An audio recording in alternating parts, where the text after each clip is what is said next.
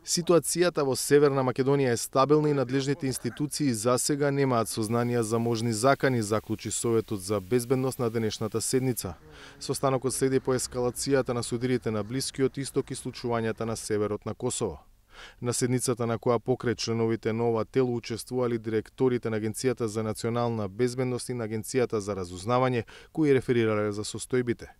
Надлежните представници на институциите информираа за тековните безбедносни прашања поврзани со земјата и поширокиот регион, вклучувајќи и руската агресија врз Украина, случувањата на Блискиот Исток и состојбата на северот на Република Косово.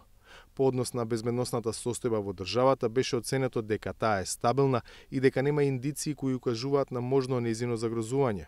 Како членка на НАТО, Република Северна Македонија е во редовна координација со Алијансата и сојузниците по однос на активности кои се преземаат за зајакнување на безбедноста во евроатлантскиот простор, пишува во соопштението од претседателскиот кабинет по завршувањето на седницата по која немаше изјави.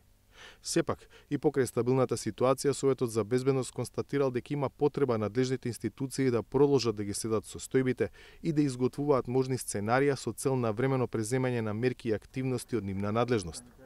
Прашањето за можно влијание на конфликтот меѓу Израел и Газа врз Западен Балкан се отвори на денешниот брифинг на кој учествуваа представници на Националниот комитет за спречување насилен екстремизам и борба против тероризам.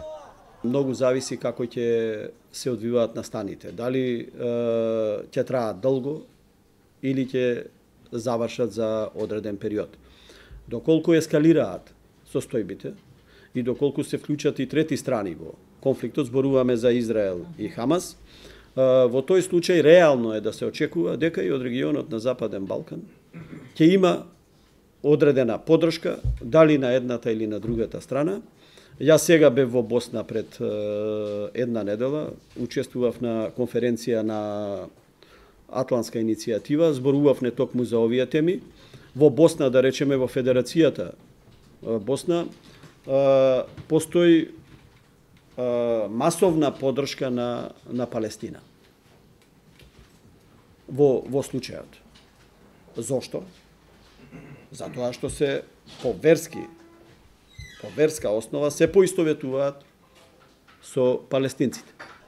Апостолски не исклучува можноста одредени структури во земјава да агитираат за привлекување македонски граѓани за тие да се приклучат во актуелниот конфликт, како што тоа беше случајот со Ирак и Сирија.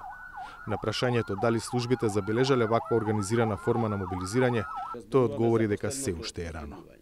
За Гласот на Америка, од Скопје, Владимир Мирчевски.